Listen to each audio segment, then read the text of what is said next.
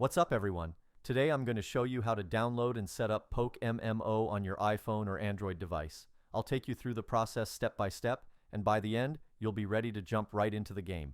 I've personally tried it, and it runs smoothly, so let's get started with your PokeMMO adventure. First, head over to your device's settings, then tap on General. From there, go to Background App Refresh, and make sure it's set to either Wi-Fi or Wi-Fi and mobile data. This will ensure the app can run properly in the background. Next, go back to the main settings screen and tap on Battery. Make sure low power mode is turned off. This is important because it can interfere with how the app functions. Once you've taken care of these two quick adjustments, you're all set to move on to the installation. Now that we've got the basics covered, let's move forward. Open your browser and go to titanmods.com. This is a reliable platform that offers various modded and helpful tools.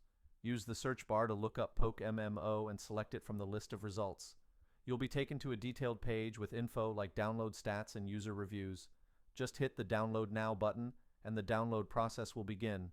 The download usually only takes a few moments. If this is your first time using the site, there's one more step you'll need to complete. Don't worry, it's quick, simple, and completely free. You'll be redirected to a verification page where you'll be asked to install a few free apps from the App Store or Play Store. There will be a clear tutorial showing you exactly what to do. Once the verification is complete, the installation will start automatically.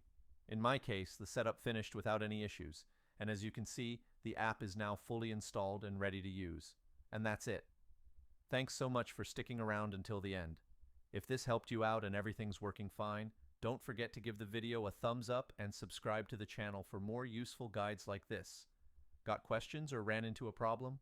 Drop a comment below and I'll do my best to help you out. Thanks again, and I'll see you in the next one.